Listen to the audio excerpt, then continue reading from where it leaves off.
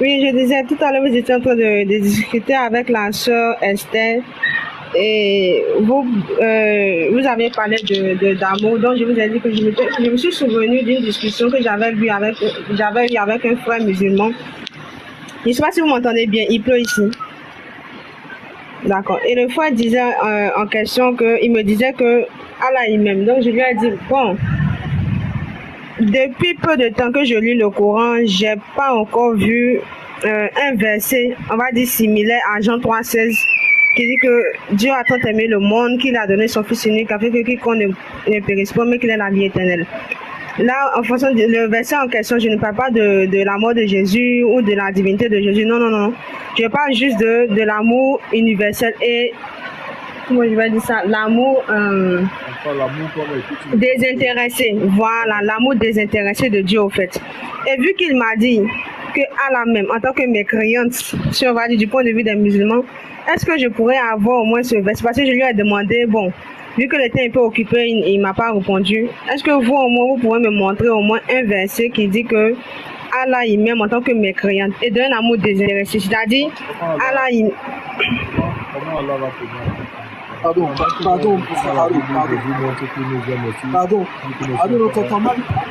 t'entend mal parce qu'il y a un état avec son son. Oui, Reka, tu peux te muter, on va te répondre s'il te plaît, là c'est bon. Mais Reka, juste pour te dire, sincèrement, tu sais le verset de Jean 3,16, vous aimez trop l'utiliser à dire Dieu a tant aimé le monde qu'il a donné son Fils Jésus-Christ afin que quiconque croit en lui, et vous croyez tous que le mot quiconque concerne toute l'humanité et même toi. Mais ça, on pourrait revenir dessus pour te montrer que à aucun moment Jésus n'est venu pour tout le monde. À aucun moment Jésus est venu pour l'humanité tout entière. Et que il faudrait me montrer parmi tout son temps et son avènement où est-ce que Jésus est parti pour le monde et même où est-ce qu'il a prêché à ses disciples d'aller voir les gens qui ne sont pas juifs afin que justement Dieu puisse l'aimer à travers lui. Il faudrait nous le montrer. Et après, on pourra avancer. Mais déjà, ton verset, à partir du moment où il est biaisé, parce que tu le prends dans hors contexte, parce que le mot quiconque ne parle pas de toute l'humanité. Et c'est ça qu'il faudrait revoir. Voilà, moi, c'est une parenthèse, mais en fait, tu veux amener un verset qui est complètement sorti. C'est simplement ça que je voulais dire. Parce que quand tu prends, afin que quiconque croit en lui, quand tu prends Jean 3,16, il te dit, or la vie éternelle, parce qu'on parle de la vie éternelle, consiste à connaître le seul véritable Dieu et son Fils Jésus-Christ que tu as envoyé. Sidibé, c'est chez toi, il y a les bruits comme ça? Oui, c'est Sidibé. Donc mon micro est... Quand vous ne parlez pas, non? Ah, vous aussi. Voilà. Vas-y, le linge. Oui. Donc, je disais, alors que dans Jean 17,3, il dit bien, or la vie éternelle, c'est qu'ils te connaissent toi, le seul véritable Dieu, et celui que tu as envoyé, Jésus-Christ, ou Jésus-Christ, celui que tu as envoyé. Mais en fait, la question, c'est d'avoir la vie éternelle. Et par lequel biais on a la vie éternelle, c'est de croire en Dieu et de croire en Jésus. Ça, c'était à l'époque de Jésus. Mais le fait de prendre, il a donné son Fils unique afin que quiconque croit en lui ait la vie éternelle, le mot quiconque là, il est biaisé. Il est totalement biaisé parce qu'il n'appartient pas. Il faudra me montrer où Jésus est parti voir des non-juifs et qu'il les a ramenés vers lui, ou alors qu'il a demandé à ses disciples d'aller prêcher aux non-juifs. Pour montrer justement que Dieu a aimé son monde et qu'il a fallu croire en Jésus-Christ à ce passage-là. À aucun moment. Le seul qui a fait ça, ça a été Paul. Le seul. Et qui n'est pas un apôtre de Jésus. Donc, en vérité, ton passage, excuse-moi de dire ça, mais il est complètement tronqué. Barakallahu fik, le linge. Barakallahu fik. Donc, Reka. Tu es là? Oui, regarde. Bon, je ne vais pas trop durer vu qu'il y a assez de bruit. Je vais juste poser des questions et puis me muter pour que vous me répondiez. D'accord, donc je disais le verset que j'ai donné de Jean 3,16. Ce n'est pas par rapport à la mort de Jésus ou par rapport à la mission de Jésus qu'ils sont envoyés pour l'humanité ou pas. J'ai juste parlé ici de l'amour de Dieu, l'amour de Dieu. Le fait que Jésus soit envoyé à l'univers, non, ça ne m'intéresse pas. J'ai juste demandé un verset. J'ai suivi, je vais te prouver. Voilà. Je vais te prouver que Allah t'aime déjà. Et comme Allah est le tout miséricordieux, le très miséricordieux, le frère essaie de te faire comprendre quelque chose là. Et je vois que tu n'as toujours pas compris. Je vais faire l'effort à mon tour d'essayer de te faire comprendre une chose. Hein. On t'a démontré là. Il parle de la mission de Jésus. Alors que je n'ai même pas évoqué ça. Je parle juste de l'amour inconditionnel. Le fait que Jésus soit envoyé, ça c'est un autre débat. Je demande juste. Il t'a fait comprendre. Il t'a fait juste comprendre. un verset coranique qui dit que Allah même en tant que mécréante. D'accord. Est-ce que tu vas me donner le temps de t'expliquer maintenant? Il n'a jamais parlé de crucifixion ou quoi que ce soit, non. Il t'a juste fait comprendre que quand tu entendais tout le monde là, c'était uniquement pour les Juifs. Parce que Jésus dit dans Matthieu chapitre 15, verset 24, que je n'ai été envoyé qu'aux brebis perdues de la maison d'Israël. Il n'a jamais dit qu'il a été envoyé pour tout le monde entier, non. Donc quand il fait allusion de tout le monde là, c'est une forme expressive qu'il utilise pour justement indexer les Israélites pour lesquels il fut envoyé. C'est tout le monde là dont il fait allusion. Maintenant, si tous les 12 apôtres de Jésus étaient juifs, il n'y avait pas un Camerounais, un Ivoirien parmi nous, ils étaient juifs. Montre-moi seulement un seul de ces 12 apôtres qui allait prêcher aux non-juifs. Tu ne vas jamais prêcher.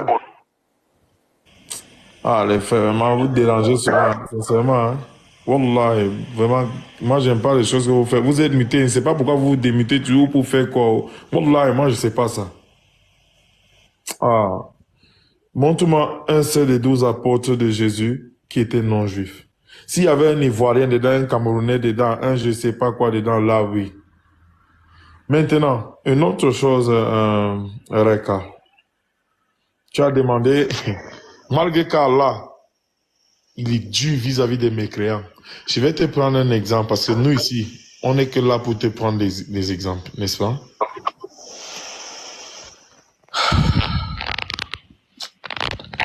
Nous sommes là uniquement pour te prendre des exemples simples. Te voici, si tu as ton petit copain, tu attrapes, il t'a trompé, parce que vous avez les affaires de copains chez vous là, je vais entrer dans votre contexte. Ton petit copain, tu l'attrapes en train de te tromper avec une autre fille. Tu vas l'aimer, tu vas vouloir rester toujours avec lui.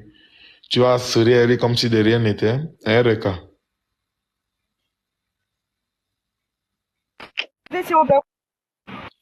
Si tu attrapes ton petit copain avec une autre fille, parce que vous avez ça là-bas chez vous, ton petit copain avec une autre fille en train de te tromper, tu les attrapes. Tu seras content de lui, tu vas rire lui, tu vas l'aimer, dis-moi un peu. Non, je serai dessus. Tu ne seras pas que dessus, tu vas les détester. Il faut qu'on utilise les mots parce qu'on vous connaît, vous les femmes. Hein. Et comme je suis en train de parler avec une femme, je sais exactement les exemples que je prends. Tu vas les détester à vie jusqu'à parfois même vous arriver jusqu'à leur souhaiter la mort, vrai ou faux? Ouais, ça peut arriver. Non, pas alors, soit ça arrive, soit ça n'arrive pas. Ne jouons pas les mots parce que j'ose croire que tu cherches la vérité, donc ne jouons pas les mots. Ça peut arriver. Si tu trouves ton copain que tu aimes vraiment dans ta tête, c'est que tu vas te marier avec lui. Et puis tu le trouves au lit avec une autre femme. Tu vas l'aimer, tu vas lui souhaiter du bien, tu ne vas pas le punir. J'écoute ta réponse, j'attends ta réponse. Selon ma perception, il faut détester. Tu vas le détester jusqu'à part. On vous connaît, vous les femmes, personnellement vous les femmes. Et nous les hommes aussi. Tu vas le finir, n'est-ce pas? Pourquoi? Parce qu'il a fait une chose qu'il ne devait pas faire, vrai ou faux? Vrai. Masha'Allah. Maintenant, Allah n'aime pas les mécréants, pourquoi? Justement parce que, qu'est-ce qu'un mécréant? Un mécréant, c'est une personne qui va faire ce qu'Allah dit qu'elle ne doit pas faire. Allah dit que Allah est unique. Lui, pas dit Allah, c'est le Père, le Fils, le Saint-Esprit qui forment un. Pourtant, Allah dit les seuls. Allah a envoyé Jésus pour dire que Allah est un. Marc chapitre 12, verset 29, Jésus dit, l'Éternel, notre Dieu, est l'unique Seigneur. Mais vous partez dire, Dieu le Père, Dieu le Fils, Dieu le Saint-Esprit. Je t'ai pris l'exemple de ton copain là que tu l'attrapes avec une fille. Tu vas le finir au lit. Allah même il est Dieu. Parce qu'il ne se limite pas qu'à ça. Il est fâché contre lui. Il dit, si, écoute bien la condition qu'il vous pose. Il dit, si vous mourrez dans ça, il va vous châtier très mal. Il n'a pas dit, il va vous châtier parce que vous êtes mécréants.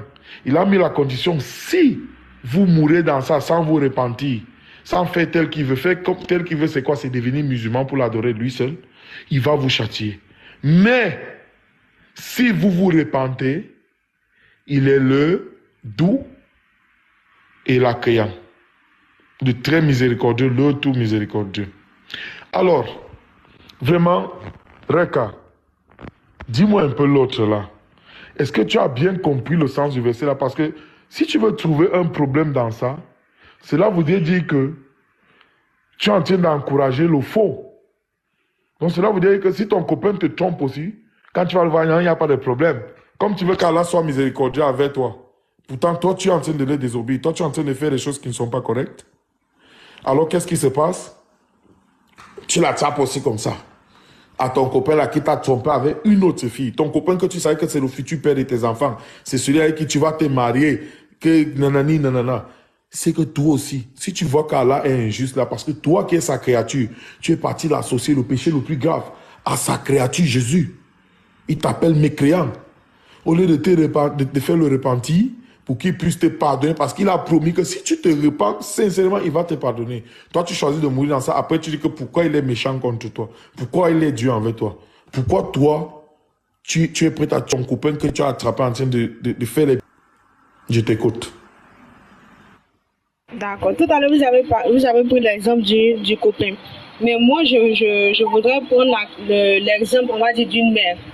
Une mère qui a mis ses enfants au monde, qui voit ses enfants, certains qui réussissent dans la vie, certains qui deviennent drogués, certains qui deviennent des voleurs. Elle les a pas mis au monde pour qu'ils deviennent des voleurs, pour qu'ils deviennent des... Attends, Reka, tu es en train de prendre un exemple sans avoir répondu à ma question. Et ça, c'est comme ça on fait. Non, vous avez pris l'exemple du copain et moi je prends l'exemple de la mère. Parce que l'amour qu'il y a entre copains et l'amour qu'il y a entre mères, parce que Allah il n'est pas notre copain de base, Allah il est censé être un père. D'accord. Avant de prendre un autre exemple, tu vas pas faire comme si tu n'as pas suivi ma part. Et puis toi, tu vas venir avec ta part que je te réponds. C'est que là, tu es injuste. Et moi, sincèrement, j'ai pas envie d'échanger avec les injustes. Donc, tu me réponds et puis tu prends ton exemple, on analyse ensemble. Alors, quelle est ta question? Ma question est, si toi, tu veux qu'Allah doit t'aimer, quand toi, tu es mécréante, mécréante qui est quoi? Tu pars adorer sa créature au lieu de l'adorer lui seul. Tu pars l'associer à sa créature. Pourtant, sa même créature dit dans votre Bible partout qu'il a été envoyé. Il a été envoyé à adorer le Père seul, adorer le Père seul, adorer le Père seul. Toi, tu dis, c'est toi le Père, c'est toi le Fils du Père et l'Esprit et le Saint-Esprit, tout ça qui forme un. Pourtant, il t'a dit adorer le seul. Tu es mécréante. Le Père dit, si tu meurs dans ça, il va te châtier comme il n'a jamais châtié. Mais si tu te repens sincèrement, il est le doux et l'accueillant au repenti. Il va te pardonner.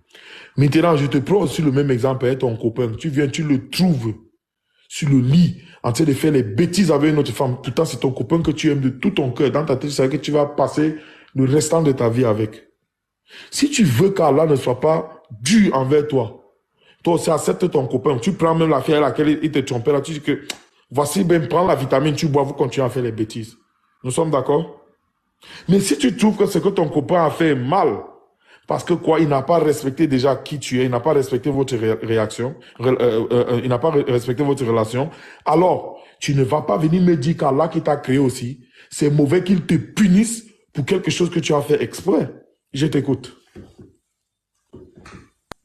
D'accord. Tout à l'heure, je m'apprêtais à vous répondre. Je disais, vous avez donné ce que vous dites là, vous avez parfaitement raison. C'est-à-dire, si je ne respecte pas les règles, ou bien on va dire, je trompe maintenant. Non, attention, parce qu'il dit, écoute bien ces paroles, il te dit, le plus grand des péchés, c'est de le comparer à une autre personne, ou bien mettre une autre personne au même niveau que lui. Ça, c'est le plus grand des péchés qu'il ne pardonne pas si tu meurs dans ça. N'est-ce pas? Toi, maintenant, tu pars faire ça. Après, c'est la même toi qui viens poser la question. Pourquoi Allah n'est pas doux avec les mécréants? Pourtant, le même Allah te dit, tu coupes le verset, le même Allah te dit que, mais, si tu fais un repenti sincère, il est le doux et l'accueillant au repenti. Il va te pardonner. Mais si tu meurs dans ça, il va te châtier. Est-ce qu'il n'est pas miséricordieux là? Et je vais te rappeler qu'Allah n'a pas besoin de nous, nous on a besoin de lui. Il peut décider là qu'il nous efface nous tous. Il crée d'autres êtres humains qui seront meilleurs que nous.